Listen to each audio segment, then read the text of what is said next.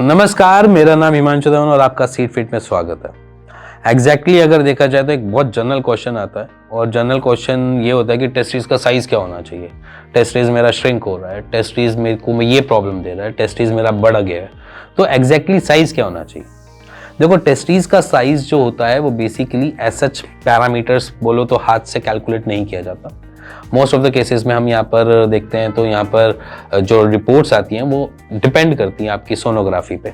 Sonography में मतलब कि स्क्रोटम डॉपलर करवाते हैं बेसिकली, जिसमें हमें बेसिकली क्लियरिटी मिलती है कि वो बेसिकली कितने साइज़ का आ रहा है, कितने साइज़ का नहीं आ रहा है। तो उसमें आपको वॉल्यूम और सारी चीज़ें मेंशन की जाती हैं।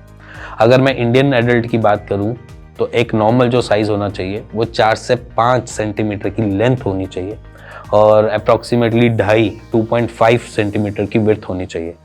ठीक है, अगर देखा जाए तो उसका जो शेप है वो ओवल शेप में होता है।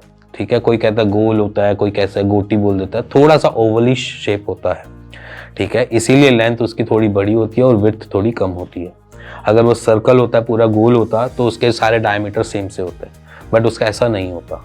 अब रह गई बात यहाँ पर दूसरे पॉइंट पे आने की कि इसका वॉल्यूम कितना होना चाहिए। बेसिकली जो उसका वॉल्यूम की बात करी जाए तो वॉल्यूम जो होता है वो 15 से 25 ml के बीच में होना चाहिए। ये एक नॉर्मल इंडियन एडल्ट का टेस्टिस का वॉल्यूम और उसकी लेंथ और विड्थ का। अब एग्जैक्टली देखा जाए, अब अगर मैं इसको डिनोट करूं तो किससे डिनोट कर सकता हूं, तो मैं डिनोट कर सकता हूं सिर्फ अखरोट से, कि अखरोट का जितना साइज होता है एक नॉर्मल अखरोट का उससे। बट अब बहुत सारे मुझसे भी पूछेंगे लोग कि अखरोट तो छोटे भी होते बड़े भी होते, तो कैसे मेजर करें। तो ऐसा कोई मेजरमेंट कोई बना नहीं है। अगर देखा जाए तो अखरोट गोल भी होते हैं और ओवल शेप में भी होते हैं, तो ऐसी कोई क्लैरिटी नहीं है कि वो अखरोट के बराबर ही हो सकता है।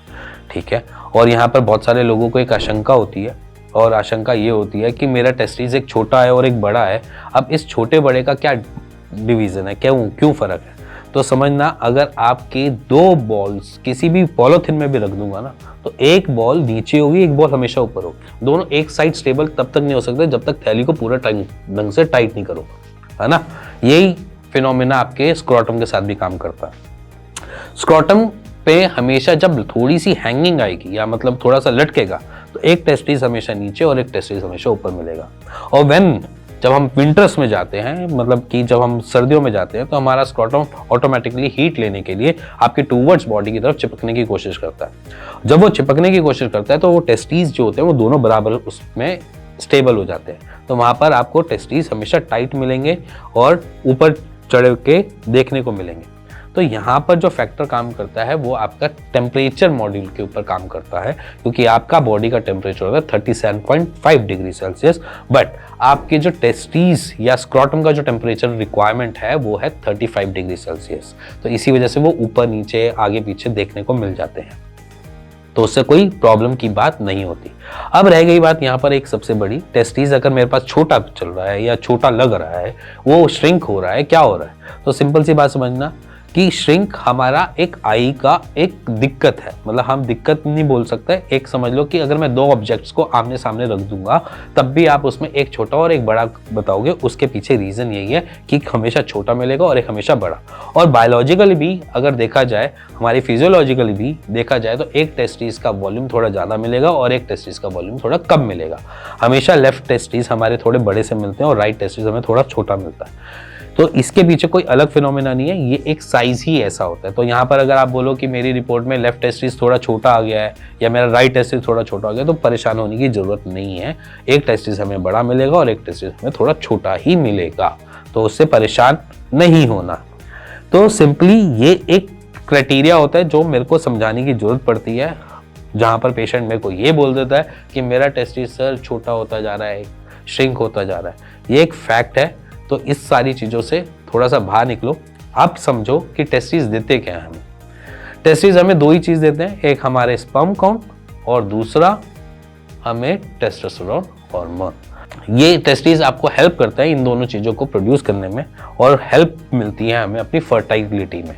तो इसीलिए टेस्टिस हमारी बॉडी का एक इम्पॉर्टेंट पार्ट बन जाता है।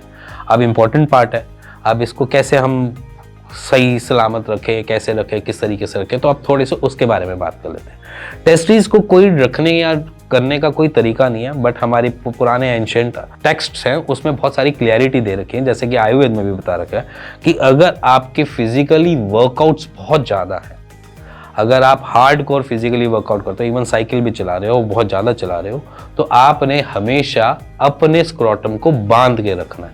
इसीलिए लंगोट का कंसेप्ट आता है अखाड़ों में, ठीक है।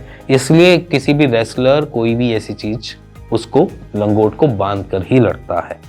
इवन इसीलिए ही कोई स्पोर्ट्समैन हमेशा आप देखोगे सपोर्टर पहन के अपनी फिजिकल एक्सरसाइज को फॉलो करता है, क्योंकि उनको पता है कि अगर मैं ये सारी चीज़ें करूँगा तो शायद मेरे को आगे ट्रबल हो सकती है।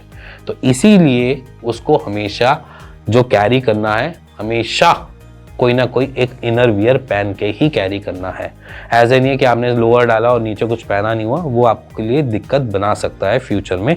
तो अपने इनर वियर को आपने जज करना है कि वो उसकी पोटेंसी उसको पकड़ के रखने की है या नहीं। अगर वो बहुत ज़्यादा लूजन अप है तो वो आपको ट्रबल दे सकता है। तो इसीलिए आपने उसको कैरी जो करना है, हल्का सा अपलिफ्टेड करके कैरी करना है, क्योंकि ज़्यादा हैंगिंग बढ़ेगी तो लोड पड़ेगा तो आपको दिक्कतें बढ़ाएगा। तो इसीलिए कभी कभार क्या होता है कि कभी कभार हमें टेस्टीज में बहुत तेज पेन हो जाता है बिना किसी ऐसी रीज़न के। कभी जांच करवाए तो नॉर्मल निकलती है, कोई भी चीज़ ट्रबल नहीं निकल रही होती, बट वो किस रीज़न की वजह से, कॉज बाय हमारे रख रखाव की वजह से। तो इसलिए उस टाइम परेशान नहीं होना, आपने पैरों को ऊपर रखना है, अपने पीठ के नीचे पिलो डालना है और लाई डाउन हो जाना है, जिससे आपको रिलैक्सेशन मिल जाएगी और जब आप रिपोर्ट करोगे तो नॉर्मल निकलेगा। तो इसीलिए टेस्टीज को रखने का तरीका सिंपली है, अंडरवियर कैरी करो और अगर हो सके तो थोड़ा सा स्टेबल करके, क्योंकि अगर हमने चलना है, कूदना है, दौड़ना है, साइकिल चलानी है, स्कूटर पे बैठना है, बाइक पे बैठना है, तो हमने ये सारी चीज़ों का थोड़ा ध्यान रखकर ही करना है। सो इसी के साथ मेरे ख्याल से आप टेस्टीज के बारे में थोड़ा सा समझ गए होंगे और शायद अपने टेस्टीज को रख रखाव में अगर दिक्कत आ रही होगी तो अब से वो रखना भी चालू कर दोगे। इसी के साथ मिलेंगे नेक्स्ट वीडियो पे, तब तक good bye and take care.